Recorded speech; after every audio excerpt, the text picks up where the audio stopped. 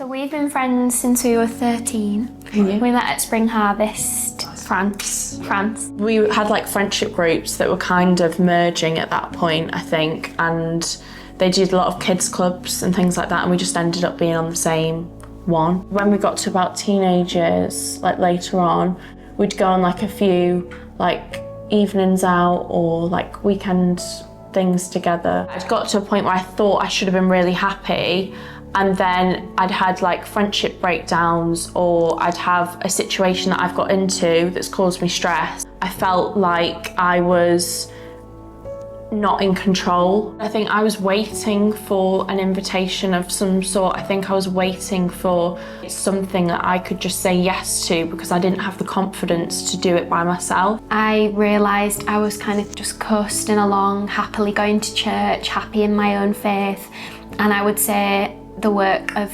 i61 just helped. It was like a light bulb moment of I fit into that group of people that aren't sharing faith. Being bold enough to ask Kate to church, for me personally, started with baby steps. I gained strength every single time I spoke about church. My church, North Church Leeds, did a church Christmas performance that I was asked to be a part of, and I suddenly felt really convicted that it was a perfect opportunity to ask people that I loved to come. I started thinking about who I could invite, and Kate's name popped up because we've maintained such a strong friendship. I care about her deeply, and I wanted her to get a taste of what I'd experienced.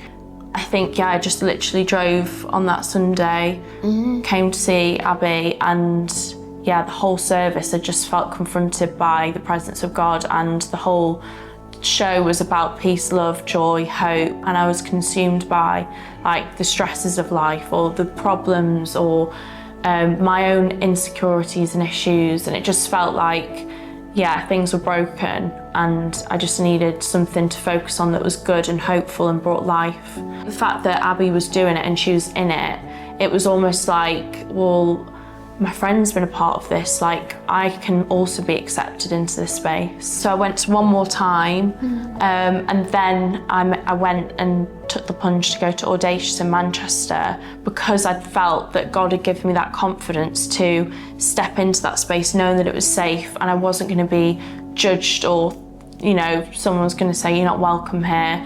And I instantly felt that peace walking in. I feel like Audacious Manchester has been absolutely fantastic for your faith journey. Yeah. Fast forward a year from that invite, you messaged me a few months ago and said that she was getting baptised. Kate asked me if I'd be her prayer buddy afterwards, which was really special. Actually makes me feel quite emotional. And I had the absolute privilege of praying for you afterwards, and that almost again reinvigorated and re-inspired my faith, because Kate is the first person where I feel that I've played some part in her journey, and I just feel like it was an absolutely beautiful thing to be a part of together, and something that has only solidified our friendship. It was almost like living proof of the work that God had done through me, and a testament to Abi's invitation to like get me into that space. And we'd been in that journey together, and she'd seen me at real low points and then been able to see me at the highest that I've been. It feels very surreal, like it feels light. I think there's an uplifting in my spirit, and like just calmness and excitement, more curious about life and where it's going to take me. A great sense of hope and just expectation as well for what's to come.